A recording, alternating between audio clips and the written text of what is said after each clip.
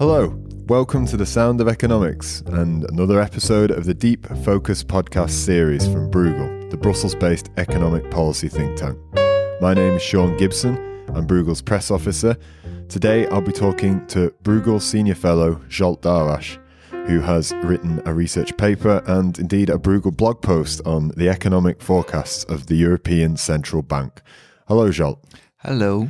Thank you for joining me.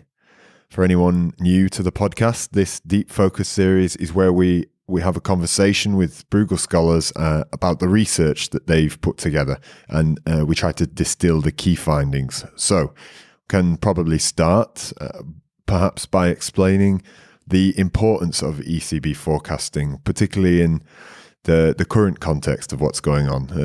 What knock-on effects might the forecasts have? Forecasts play very important roles, both in policy making and also in business decisions and the everyday decisions of people. On the policy side, the European Central Bank monetary policy decisions are informed by forecast. So when the European Central Bank staff forecast an increase of inflation, then the Governing Council of the ECB could adopt measures, for example, like increasing the interest rate. But beyond the direct influence of ECB forecasts on ECB decisions, they also have a much wider importance for the economy. For example, companies, when they set up their business plans, they must have an expectation of future inflation because they should know at what price they will be able to sell their products. And those decisions, those company decisions, are also very likely influenced by forecast. Or we can also look at the workers. When they argue with their employers for wage increases, they have an expectation of future inflation, and European Central Bank forecasts likely influence what kind of wage and inflation expectations workers and trade unions have in their wage talks. So overall, forecasts of the ECB are really, really important at many different dimensions. So moving on, I guess, specifically to your research paper, can you elaborate on the patterns and the problems you've identified within the ECB's forecasting? The ECB is transparent in making its forecast public, which is good, but it allows us and also everyone to check how accurate these forecasts actually turn to be. And what I did in the paper, I looked at the forecasting track record of the past 5 years and found that there were really major and systematic forecasting errors. Now let me explain that. In the past 5 years, at every forecasting rounds, the European Central Bank predicted that core inflation, which is a very important inflation indicator, it doesn't exclude volatile items like energy prices and food prices. So that's what we call core inflation. And the ECB forecast for core inflation was always an increase from about 1% to close to 2%. At each quarter the ECB made a forecast, it predicted an increase from close to 1% to close to 2%. But it has never happened. Core inflation remained stuck at 1% and didn't increase. But even though it hasn't increased, ECB still in the next forecasting round predicted another increase. Another forecasting failure relates to the unemployment rate. While the ECB was right in predicting that the unemployment rate in the euro area is expected to decline, but it always underestimated the pace of that decline. So again, the forecast error always had the similar pattern. ECB expected a higher unemployment rate than it actually turned out to be. And what is interesting is that these two particular forecast errors for core inflation and unemployment are in fact not consistent with each other, because a faster than expected decline in the unemployment rate should have indicated that core inflation should have increased actually faster than predicted, but on the contrary, core inflation hasn't really increased. So it also might suggest that there are some major problems in the underlying models used by the ECB for forecasting. So what factors do you think best explain these forecast errors within the ECB's methods or modeling? It's very difficult to find a good explanation, I have to say. In the paper, I work very hard to try to find some plausible reasons, but none of them are convincing. But let me list a few of them. Now, first of all, labor force participation, which is an indicator which measures of what share of people between 20 and 65 years old would like to work. So this labor force participation rate in the euro area has been steadily increasing. This means that more and more people would like to work in the euro area. So if, for example, if the European Central Bank has underestimated the expansion of labor force participation and thereby the expansion of the labor force, that could be a reason that, look, more people works now than, or would like to work now than it was thought by the ECB. Therefore, the bargaining power of trade unions and workers were lower. Wages consequently didn't increase that much as predicted by the ECB, and also inflation hasn't increased that much. So this could be one part of the explanation, but it cannot be the full explanation because, first of all, this process has been ongoing for more than 5 or 10 years now, and it's not very likely that every time the ECB underestimated the pace of labor force expansion. A second possible explanation could be related to the so-called equilibrium level of the unemployment rate. There are many different ways to define this equilibrium, but basically this equilibrium means that wages wouldn't grow if the actual unemployment rate is at the equilibrium. Now, it could be possible that the ECB thought that the actual unemployment rate is already below equilibrium. So in fact, the unemployment rate is too low in a sense. And if unemployment rate is too low, then certainly wages increase. But it's possible that this was the initial thought of the ECB, that the equilibrium is above the actual. But let's say a year or 2 years later, the new estimate suggests that actually the equilibrium unemployment rate is much, much lower. And since there was excess unemployment, wages and prices didn't grow, but the unemployment rate actually fell faster than predicted. So this could be another possible explanation.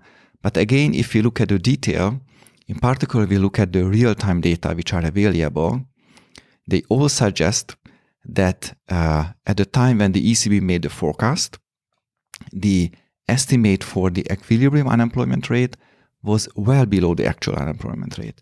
So again, this explanation cannot really explain. And this leads us to ask the question, what else could explain the forecasting errors? Perhaps it is built in the ECB models that inflation has to converge to 2%. So maybe it's a kind of technical assumption. But also we cannot exclude another quite important possibility that by the way of publishing forecast, the ECB wanted to influence expectations. So for example, it's possible that they always predicted a somewhat higher inflation than their really best estimate was, because they thought that it could lead to a kind of self-fulfilling expectations. So if the ECB predicts a higher inflation, market participants will believe that inflation will be actually higher, and then indeed it becomes actually higher. So we don't know whether this was an important factor or not. And overall, my conclusion is that it's very, very difficult to explain what factors could have contributed to these major and systemic forecast errors of the European Central Bank. So looking forward, this pattern of inflation and unemployment doing one thing and the ECB forecasting that they will do something else, what does it mean, and what can we take away from this pattern? The problem that more and more people realize that ECB forecasts are systematically wrong, or at least has been systematically wrong in the past 5 years. Now, it can have a number of consequences. We already see that inflationary expectations are falling in the euro area. For example, early December, in a few days ago, the expected inflation in the next 5 years on average is just 1.2%, according to a market indicator of inflation expectations. Now, 1.2% is not really close to 2%, and we know that the ECB aim is to reach a below but close to 2% inflation on the medium term, which is in itself a bit ambiguous. But clearly, if in the next 5 years the expectation is 1.2, I wouldn't say that it is close to 2%. So people might not believe what the ECB is saying. And it has a number of implications, because if similar forecast errors will emerge in the future, then companies and wage negotiators would not adjust their expectations to ECB, but they will learn that, look, whatever the ECB says, core inflation doesn't really increase to over 1%, and therefore it might have an impact on how companies and wages develop in the future. That would be really unfortunate. A permanent reduction in inflation expectation, in my view, would be really unfortunate. But it could also undermine the credibility of the ECB, because if they always forecast an increase in core inflation, it never happens, then, people will sooner or later ask, look, what's the use of this ECB forecast if they always prove to be wrong? I mean, you've touched quite a lot on this already, but I think it'd be good to try and get an idea of the consequences of a loss of trust in the ECB's forecasting ability, and just how far this would go, and perhaps how it might be arrested and corrected, how it might be. Where do we go from here to recover it? Basically, there are 3 possible outcomes. One is that we just need to wait more, let's say 1 or 2 years, and core inflation will reach close to 2%. The second is that the ECB will have to do a more significant monetary stimulus to reach that. And the third is that the ECB will have to revise its inflation goal. Now, let me elaborate these 3 points in a bit more detail. So the first option, I said that there are certain labor market developments in recent years which might, to some extent, explain at least part of the puzzle of this missing forecast. I argue that they can't expect in full, but maybe in the coming years, they will become more forceful and be a more significant explanatory of the forecast errors. And, as wages have already started to increase in the euro area, wage increase could continue and ultimately could drive inflation back to 2%, core inflation back to 2%. So maybe we just need to wait 1 or 2 more years and ECB shouldn't do anything. But it's possible that this strategy will not work. It's possible that core inflation will continue to remain close to 1%, which is clearly not in line with the ECB's objective of reaching below but close to 2% inflation in the medium term. And in that case comes the second or the third option. The second option is to do more, to adopt a new stimulus to foster inflation. Now, that can be many different forms. The ECB, for example, has announced already that it will terminate asset purchases by the end of this year. So maybe in a year from now, the ECB might start again asset purchases, or it might adopt other measures, like some people argue for a so-called helicopter money approach, whereby giving money to citizens for free, and some other options are also on the table. The ECB's deposit rate, which is currently minus 0.4%, could be lowered into a deeper negative territory. For example, in Switzerland, the central bank interest rate is almost minus 1%, and certainly the ECB could do that. So the second option is that the ECB could do more. Certainly, they will not announce, I think, anything in the December meeting of the Governing Council. But maybe in a year from now, if these forecast errors persist and core inflation will remain stuck at 1%, the ECB might adopt a new monetary stimulus. But there is also the third option, because we see a lot of resistance against an additional monetary stimulus. And after all, GDP growth in the euro area is relatively healthy now, close to 2%.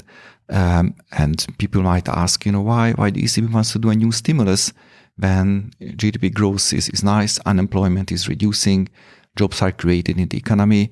That's not the typical time when central banks used to do a new monetary stimulus.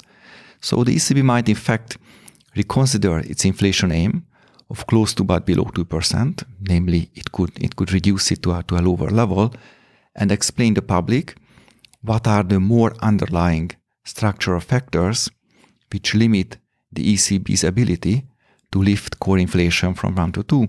So basically that's the third option. So we might not just need to wait. Maybe 1 and 2 years from now, inflation will go up. The second is a new monetary stimulus. And the third one is a new inflation target. That about brings us to the end of the episode. So thank you to everyone for listening for this deep focus. And thank you very much, Zsolt, for taking us through your research. If you'd like to hear more of Bruegel's work, we have a range of other podcast episodes as well as publications and blog posts available on our website at www.bruegel.org. We hope you've enjoyed listening to The Sound of Economics. Until next time, bye-bye.